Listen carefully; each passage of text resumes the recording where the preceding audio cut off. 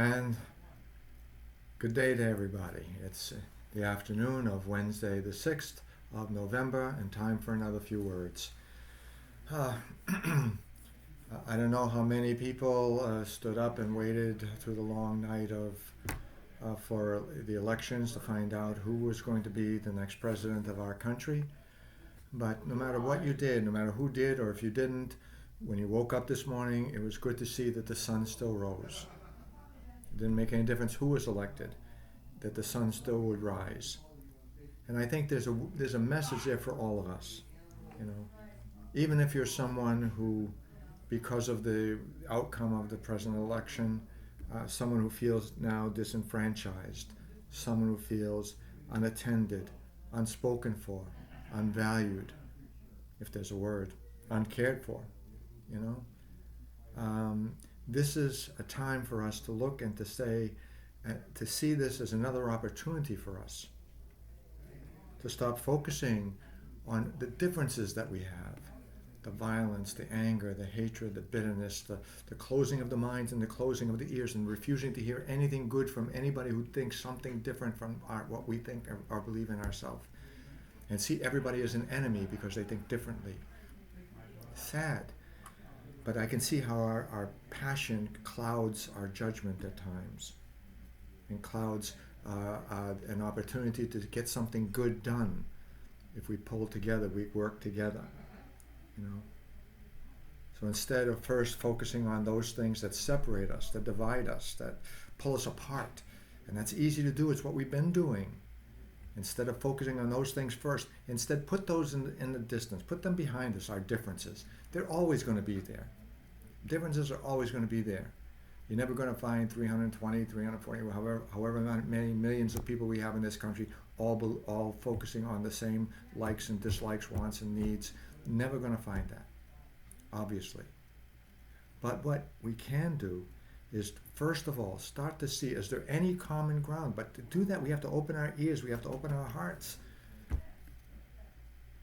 to see, is there any common ground where we can agree on together areas of concern, areas of problems, areas that we can all decide that, yes, but by doing something together, if we pool our resources, if we put our desire and our heart together, we can get something done that needs to get done, that needs to be accomplished. You know, is there any common ground that we can say we agree on this? And once we agree on something, one thing even, it could be something like a child hunger in our country. Can we agree that we don't want children to go hungry in this country? Can we agree that we don't want people homeless, sleeping on the streets if there's no need to, and we can provide better housing opportunities for people? Can we agree that we want to put aside and do without the drug crisis that cuts across every socioeconomic, ethnic strata that we have? Terrible drug crisis. Who doesn't want to fix that? Who doesn't want to see this country not go down the drain of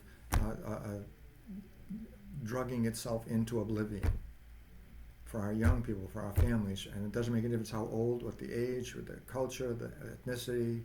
But it's something that cuts across everywhere, in every state. It's sad to say, if we took the drug money out of one particular state, what would that do to the state? Illegal drugs I'm talking about, especially illegal drugs. What would we do with, what would the state economies, how would they survive?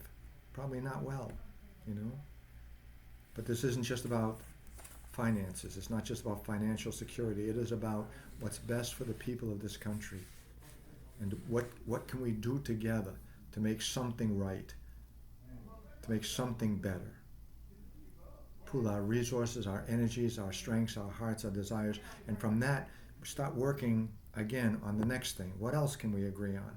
Differences, they're going to be there, and we'll battle those. We can battle those. We'll argue those. We'll discuss those, and maybe we'll be able to come to some kind of compromise on some of those issues. More so than if we just focus just on fighting every little thing we disagree with. So there are hundreds of things we can accomplish if we just put our minds to focusing on those things first. What's common ground? What can we agree on? Get one thing. And I've heard of this movement before, and it's something that I've come to agree on. It sounds simplistic, and maybe it is, but then I'm a simplistic person. I'm just a Catholic priest who wants to see hatred and anger and dissension and discouragement and depression and distress and bitterness and violence done away with. And to see that we are all brothers and sisters. And until, as St. Teresa of Calcutta said, until we begin to see each other as brothers and sisters, we will continue to walk in darkness. Let's stop deciding to walk in darkness. Let's stop pulling everybody down instead of saying, what can I do to lift somebody up? All of us are brothers and sisters. No one should be left behind. No one should be left to fend for themselves. Our government is of the people, by the people, for the people. Let's make that the reality.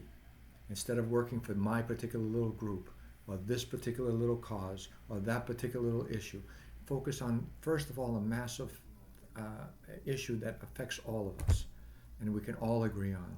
Do something good that can make, again, this country what we are called to be, a moral light, a light in the darkness of the world around us, a beacon of hope for peoples from everywhere instead of an object of hatred. Let's stop thinking about things and stop thinking about the people. And the people we need to think of first is the people of this country, our own citizens. Make us feel better about where we live and about who we are by living and by witnessing and by sharing the great gifts that we've been blessed with over these years and over these centuries. That's my prayer for us. That's my hope for us as we begin a new presidency, a new time, a new period of history in our country. Don't focus on the past. Focus on where we are today and how we can make tomorrow better, not just for the few, but for all of us. Mary, Help of Christians, pray for us. Mary, Help of Christians, pray for you.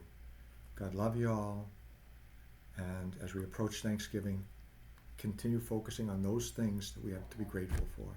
So many things. God love you all. See you next week.